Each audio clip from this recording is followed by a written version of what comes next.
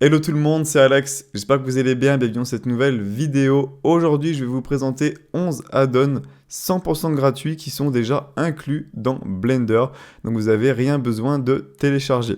Donc comme vous me l'avez demandé récemment, comme j'ai fait pas mal de vidéos sur des add-ons payants, notamment sur Blender Market, vous m'avez demandé de faire des vidéos sur des add-ons gratuits, donc c'est ce que je vais faire avec une première partie où je présente des add-ons qui sont déjà inclus dans Blender, donc cette vidéo, et une autre partie qui sera des add-ons qu'on télécharge et qu'on installe ensuite dans Blender, pareil, 100% gratuit.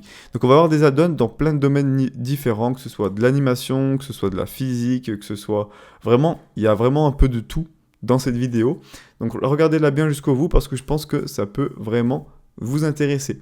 Également, si vous débutez Blender, je vous conseille vivement de rejoindre ma formation gratuite. C'est le premier lien en description. À l'intérieur, je vous explique toutes les bases du logiciel à travers plusieurs vidéos de formation. Donc on va attaquer tout de suite avec le premier add-on qui s'appelle Cell Fracture et comme son nom l'indique, va nous permettre de fracturer un objet en plein de morceaux de manière un petit peu aléatoire. Et après, pourquoi pas de faire des animations comme ceci, où notre objet va rentrer en collision et se briser en 1000 morceaux. Ça peut être un mur, ça peut être une vitre, ça peut être vraiment ce que vous voulez.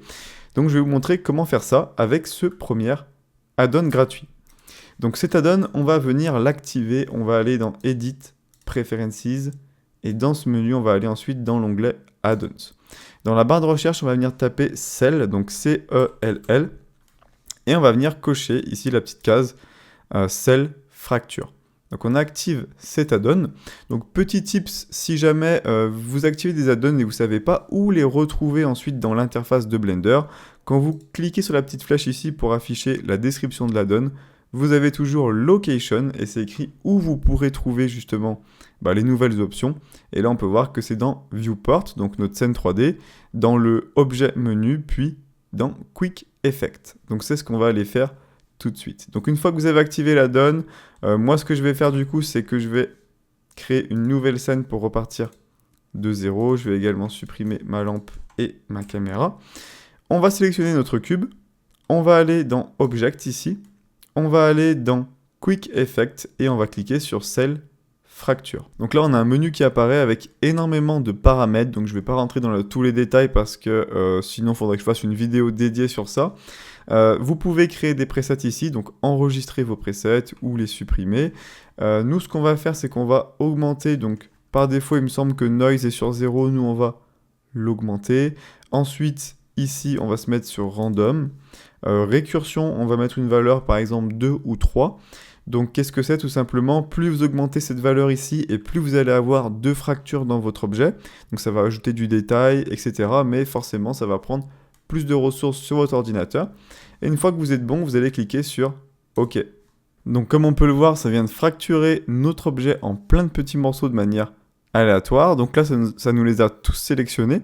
Donc je vais pouvoir faire GZ et mettre mon objet juste ici. Et on va du coup refaire la petite animation. Donc vous allez voir, c'est très rapide. Donc pour faire ça, je vais aller dans les paramètres de la physique juste ici. Et je vais cliquer sur Rigid Body. Ensuite, on va aller dans Object. Puis on va aller dans Rigid Body et on va mettre Copy from Active. Comme ça, ça applique le Rigid Body en fait à tous les objets que j'ai sélectionnés et qu'on n'ait pas à aller les sélectionner un par un, sinon ça prendrait trop de temps. Donc on va vérifier que c'est bien marché.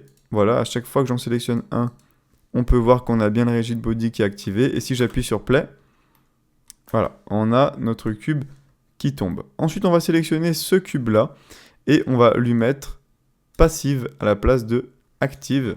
Et maintenant, quand j'appuie sur Play, hop, on a notre objet qui rentre en collision avec celui-là et qui éclate du coup en plein de petits morceaux. Donc voilà pour ce premier add-on. Le deuxième add-on, c'est Bool Tool, un add-on qui est super connu, que vous utilisez sûrement, qui vous permet en fait de faire exactement comme le modifieur booléen, si vous voulez percer un trou dans un objet par exemple, faire une différence, union, etc. Mais de manière très rapide et on peut même prévisualiser ce qu'on fait directement. Donc je vais vous montrer comment ça fonctionne. Donc pareil, on va dans Edit, Preferences, on tape Bool et on coche la case juste ici pour activer Bool Tool. Ensuite on appuie sur N Alors, pas sur B, sur N. On va dans Edit juste ici et on retrouve notre add-on Bool Tool juste là. Donc, ce qu'on va faire, c'est que je vais ajouter un cylindre que je vais rétrécir et que je vais également agrandir. Je vais le sélectionner, puis je vais laisser appuyer sur Shift et sélectionner en dernier mon cube. Et l'objet que je sélectionne en dernier, c'est celui que j'ai envie de percer. Donc ça, c'est très important, l'ordre est important. Et ensuite, j'ai juste à cliquer sur Différence. Et là, ça va me faire la différence avec les deux objets en un clic. Donc voilà, c'est assez rapide, c'est plus rapide que de passer par les modifieurs, etc. Mais là où c'est intéressant, c'est que vous pouvez aussi cliquer, pas dans Auto booléen ici, mais dans Brush booléen, cliquer sur Différence. Et là, ça va remplacer le cube par une sorte de rectangle qui a la forme, qui reprend les mêmes dimensions que votre cylindre. Et cet objet, vous allez pouvoir le sélectionner.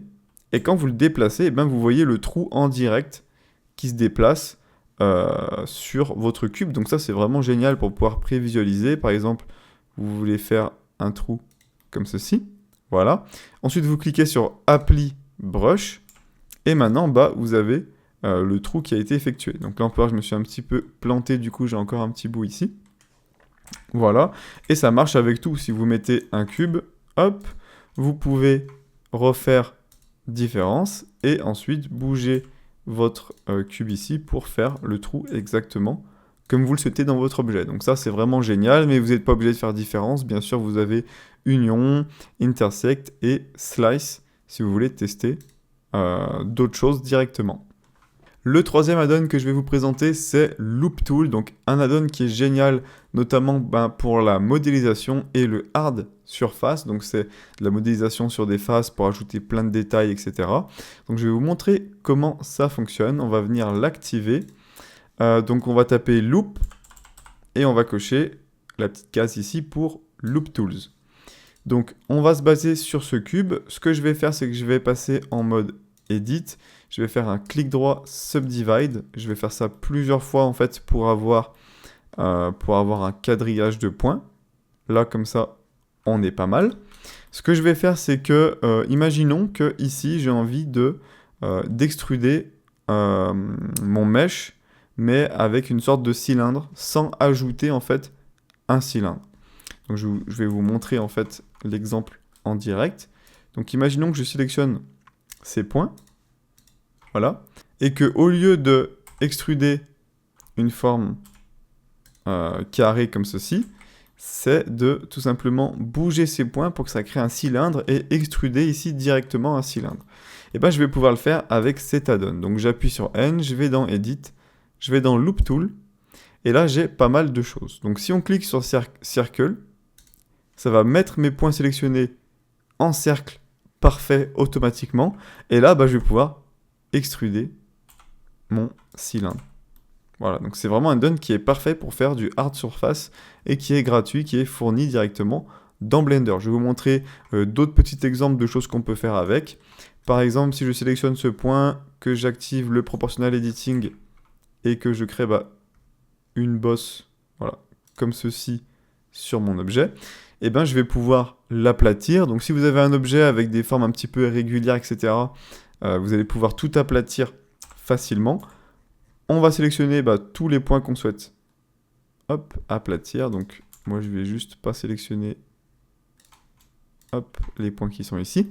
Et je vais cliquer sur Flatten. Et ça va me remettre tout ça à plat. Alors bien sûr ça l'a un petit peu monté vers le haut. Mais en tout cas, ça a remis toute cette surface à plat. Donc ça peut vraiment vous aider dans la modélisation. Donc vous avez énormément de choses. Je vous invite à tester. Et à chaque fois, en cliquant sur la petite flèche, vous avez des paramètres. Si vous voulez modifier un petit peu comment ça va modifier, l'influence également de l'effet, etc. Donc le prochain add-on, c'est le Node Wrangler. Un add-on excellent pour les matériaux et le shader editor sur Blender. Donc on va venir l'activer. Donc ici, je vais taper Wrang. et on va cocher Node Wrangler. Donc ça, c'est vraiment un add-on que j'utilise tout le temps, qui est quasiment indispensable et qui va vous rajouter du coup plein de raccourcis clavier, vraiment super pour les matériaux. Donc je vais vous donner un petit exemple. Si je clique ici sur mon Principled BSDF et que je fais CTRL plus T, ça va m'ajouter automatiquement un node Image Texture où je vais pouvoir charger ma texture qui est connectée directement à Base Color, voilà, sans que j'ai besoin de faire quoi que ce soit, avec un node Mapping et un node Texture Coordinate. Également, si j'avais pas ces nodes-là, j'avais juste à sélectionner Image Texture, faire CTRL T, et ça va m'ajouter ces deux nodes-là en un clic. Donc ça fait gagner énormément de temps plutôt qu'à chaque fois aller chercher nous-mêmes les nodes dans la barre de recherche. Mais ce n'est pas tout, vous pouvez faire beaucoup plus que ça avec cet add-on. Par exemple, si je sélectionne Principled BSDF et que je fais CTRL-SHIFT-T, je vais pouvoir connecter toutes mes textures en un clic. Donc ça m'ouvre un explorateur de fichiers. Je vais dans un dossier où j'ai toutes mes textures, je les sélectionne toutes et je clique ici sur Principled Texture Setup et ça va tout faire pour moi. Donc ça, c'est vraiment génial. Ça va appliquer la texture, donc ça va connecter le base color, ça va connecter métallique avec métallique, le roughness, ça va connecter la normal map, le displacement. Donc en fait, ça fait vraiment tout pour vous. Donc là, oui, ça a connecté le displacement, mais vous allez quand même devoir subdiviser l'objet, ajouter le modifier, etc. Mais en tout cas, ça a tout créé pour vous. Ça a tout relié ici sur Mapping. Ça a même créé comme des dossiers avec ici, c'est écrit texture. Donc ça fait gagner vraiment un temps fou. On peut encore aller plus loin. Et grâce à cet add-on, on va pouvoir voir notre texture en fait avant le material output, c'est-à-dire à un endroit donné dans notre shader. Par exemple, si je veux voir uniquement mon base color s'afficher ici, mais sans tous les autres effets, toutes les autres choses qu'on a fait, je peux le faire en faisant un CTRL-SHIFT clic gauche dessus, donc sur le node en question. Ça va ajouter un viewer. Donc ça va nous permettre de voir la texture directement. Donc là, on peut voir qu'on voit la texture. Si je me mets sur le métallique, je peux faire CTRL-SHIFT clic gauche et voir la texture métallique sur notre objet. Pareil sur roughness, pareil sur normal, pareil si je clique là, pareil si je clique sur le displacement. Donc en fait, je vais pouvoir regarder à plein d'endroits. Donc là, sur cet exemple, ça ne sert pas vraiment, on va dire, à grand chose. Mais si vous avez un matériau qui est super complexe, avec énormément de nodes, et que c'est un petit peu compliqué, grâce à cet add-on, vous allez pouvoir regarder un petit peu où vous en êtes dans votre matériau. À chaque node, vous allez pouvoir voir ce que ça donne. Donc ça peut vraiment, vraiment vous aider. Voilà, donc ensuite, pour enlever ce node-là, ce que je vous conseille, c'est prendre le dernier node qui doit être connecté à votre material output, et de faire CTRL-SHIFT clic gauche dessus pour reconnecter ça directement. Le prochain add-on, c'est AutoTiles Size. Donc je ne sais pas si vous le connaissez, je l'avais présenté dans ma vidéo sur comment optimiser au mieux votre rendu sur Blender pour réduire le temps de rendu. Donc gagner énormément de temps quand votre ordinateur calcule les images. Donc AutoTiles, ça va vous permettre de régler les tiles. Donc c'est ce que vous avez ici dans... alors, il faut se mettre sur Cycles, hop, dans Performance, juste ici. Donc, c'est la taille des tiles, voilà, juste ici. Donc, ça, c'est super important. Qu'est-ce que c'est?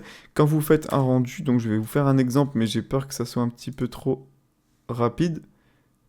Donc, normalement, voilà, vous voyez très bien de quoi je parle. Quand je fais un rendu, ça fait plein de petits carrés, et ça fait le rendu carré par carré sur Cycles. Donc, chaque carré, ce sont des tiles, donc des carreaux en français.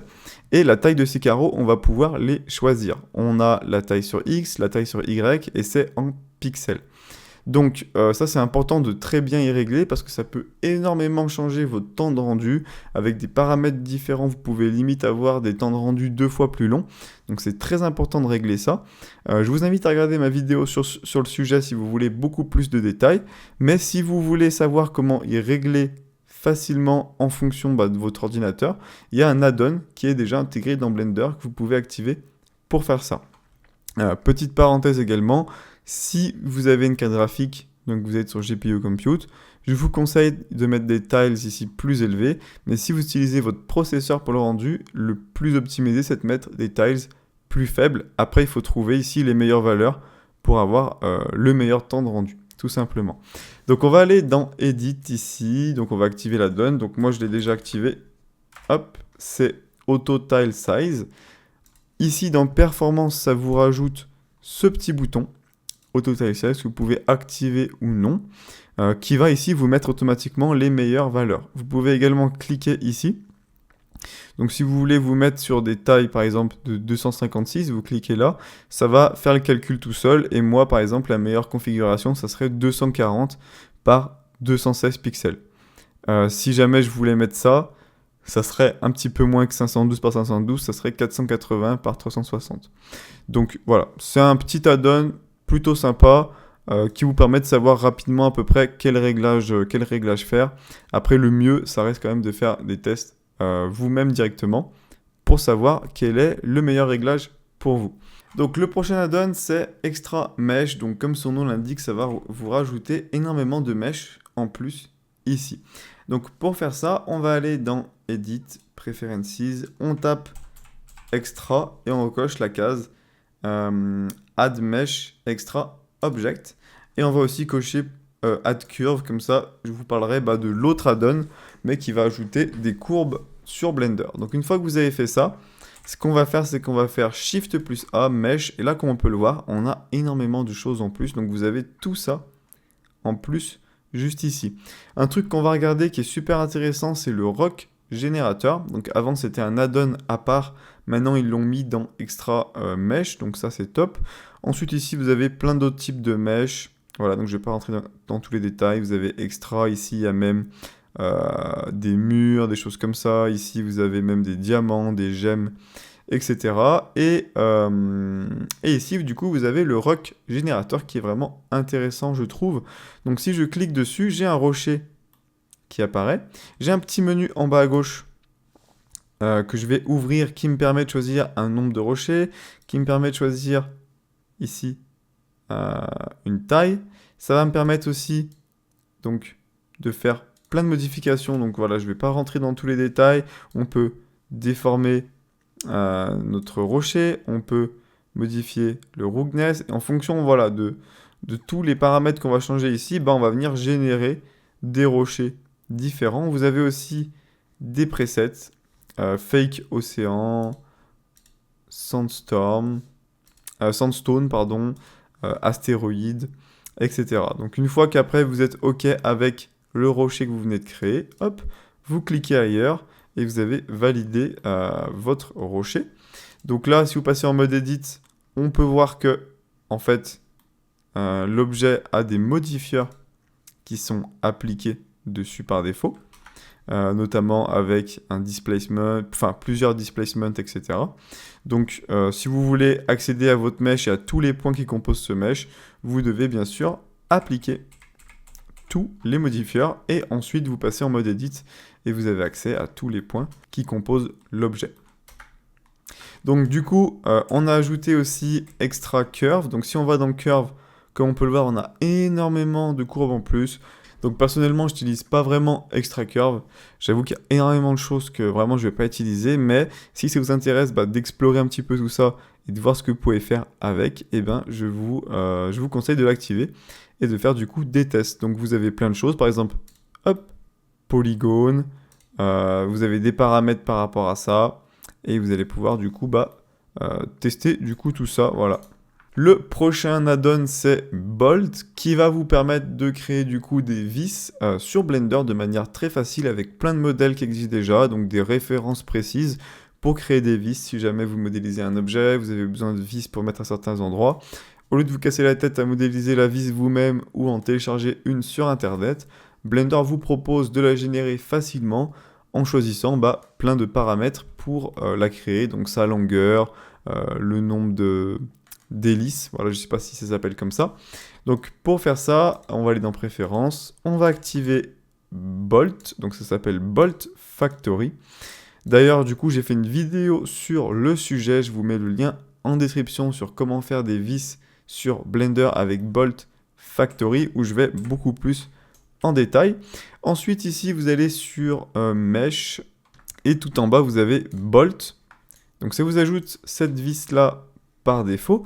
Et avec le menu en bas à gauche, vous avez accès à plein de paramètres et vous pouvez choisir la tête, si vous voulez une tête hexagonale, je pense que ça veut dire ça, en dôme, etc. Si vous voulez cet effet-là, Allen, voilà. Donc après, je suis pas un expert en vis, donc j'avoue, je sais pas trop traduire, je connais pas trop tous ces termes techniques-là. Mais vous allez pouvoir choisir toutes les distances et tout ce genre de choses pour créer vraiment n'importe quel vis que vous souhaitez faire sur Blender. Ensuite, vous avez l'add-on Archimesh et Archipack, donc deux add-ons qui vont vous servir notamment pour l'architecture dans Blender, si vous voulez créer des maisons, des pièces, des portes, des fenêtres, pour vraiment recréer par exemple un plan que vous avez, mais le refaire en 3D. Donc c'est un add-on, j'avais déjà fait une vidéo dessus d'introduction, donc je vous mets le lien en description si jamais ça vous intéresse. J'aimerais bien prochainement faire un tuto un peu plus complet, cette fois-ci sur Archipack, donc ça devrait arriver sur la chaîne. Donc je vais vous montrer rapidement comment ça se présente. Ici vous allez taper Archi et vous allez trouver du coup les deux add-ons, donc Archimesh et Archipack. Ensuite, si vous faites Shift plus A et que vous allez ici, vous allez avoir la catégorie Archimesh et Archipack. Donc si je mets mur par exemple, donc on a des flèches qu'on va pouvoir utiliser pour augmenter la hauteur. Donc là, on peut voir le mur fait 2,7 m de hauteur. Si je voulais un mur qui fait 3 m de haut, je prends ma flèche et j'augmente et je me mets sur 3 mètres. Vous pouvez laisser appuyer sur la touche CTRL pour avancer de mètre en mètre, ou la touche Shift pour bouger en fait de manière plus lente pour être plus précis par exemple. Ensuite, vous avez une flèche ici pour, si vous souhaitez, faire un virage et créer un deuxième mur. Ensuite ici, vous pouvez agrandir la longueur de ce mur. Ensuite, hop, refaire un virage. Ensuite, augmenter pourquoi pas encore la taille de ce mur, faire un autre virage. Hop, et comme ça, en fait, vous allez pouvoir redessiner votre plan de maison en 3 dimensions. Donc, petit conseil que je peux vous donner comme ça, c'est par exemple de vous mettre en vue de dessus. Si vous avez un plan, sur ordinateur, c'est de le sortir en format image, par exemple JPEG ou PNG, et de venir l'ouvrir sur Blender et de travailler par-dessus, en ajoutant les murs par-dessus votre plan directement. Ça, c'est quelque chose que vous pouvez faire si vous souhaitez refaire, par exemple, votre maison sur Blender. Ensuite ici Archimesh, par exemple vous pouvez ajouter Archimesh, vous pouvez ajouter par exemple une porte, vous pouvez ajouter par exemple des fenêtres. Par exemple si je prends Rail Window, on a une fenêtre comme ça. Si je retourne ici, que j'ajoute Panel Window, on a une fenêtre différente. On a des paramètres pour cette fenêtre. Si j'appuie sur N et que je vais dans Create ici, Window, Panel, on a plein de paramètres par rapport à cette fenêtre. Donc je vous laisse vous référer à ma vidéo sur Archimesh. Et puis moi je pense que je vais faire bientôt une vidéo sur Archipack. Il me semble que ça s'appelle Archipack, voilà. Pour, pourquoi pas recréer votre maison sur Blender. Et le dernier add-on que je vais vous présenter s'appelle Anime All. C'est un add-on pour l'animation sur Blender qui va nous permettre de faire énormément de choses, notamment d'animer, pourquoi pas, les UV pour déplacer par exemple notre texture sur un objet. Donc je vais vous faire une petite démonstration rapide. Je tape ici Anime et j'active Anime All. Ensuite je vais appliquer une texture sur mon cube. Donc j'ouvre ici un shader editor. Je fais CTRL-T, Open. Je prends une texture par exemple celle-ci. Je me mets en mode matériaux. Voilà. J'ouvre ici un UV Editor avec ma texture. Et je passe en mode Edit. Et comme ça, je peux voir ici mon dépliage UV. Ensuite, j'appuie sur N. Je vais dans Animate ici. Et j'ai du coup mon add-on Anime All. Donc là, je coche en fait ce que j'ai envie d'animer. Donc là, ici, on veut faire ça sur les UVs. Donc je coche la petite case. On ajoute, donc on va retourner ici dans notre timeline, juste là, voilà. Donc on sélectionne tous nos points ici, dans UV et en mode Edit. On clique sur Insert. Comme ça, on enregistre ici, on peut voir, on a ajouté un keyframe, la position de nos points sur notre texture. Si je me mets sur la frame 20 et que je déplace, hop, on va mettre ça ici, mes points, et que je reclique sur Insert, ensuite que je reviens du coup à 0 pour regarder mon animation. Donc si j'appuie sur Play, il n'y a rien qui se passe, c'est normal, c'est parce qu'on est en mode Edit, donc on va repasser en mode objet, et là si j'appuie sur Play, et ben j'ai ma texture qui bouge. Et ça du coup c'est quelque chose que normalement on ne peut pas vraiment faire, et grâce à cet add-on, on va pouvoir animer les UV pour faire une texture qui se déplace, une texture qui est animée, où ça va zoomer dedans, dézoomer dedans, donc peu importe ce que vous souhaitez faire, vous pouvez le faire grâce à cet add-on, mais cet add-on vous permet de faire également plein d'autres choses. Donc voilà, j'espère que cette vidéo vous aura plu. Donc je passe assez peu de temps sur chacun des add-ons parce que je veux pas que la vidéo dure beaucoup trop longtemps. Donc je vous conseille d'aller les tester, voilà, les explorer, etc. J'ai fait des vidéos sur certains de ces add-ons un peu plus en détail sur ma chaîne YouTube. Donc je vous invite à aller les voir, je vous mets en description tous les liens. Et puis comme d'habitude, si vous avez aimé, n'hésitez pas à liker, vous abonner et à laisser un commentaire si jamais vous avez des questions ou des suggestions de vidéos par exemple. Donc voilà, c'était Alex et puis je vous dis à bientôt. Ciao!